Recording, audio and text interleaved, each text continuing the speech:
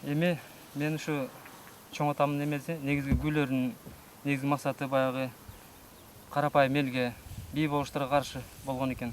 Ошон үчүн ушу кер толгоо дагы ушу кайрып черткенге, карыптардын кер толгоо буруп черткенге букаранын кер толгоо деп ушул күйүн ошентип чыгарган экен. Ошодон кичине чертип коеюн.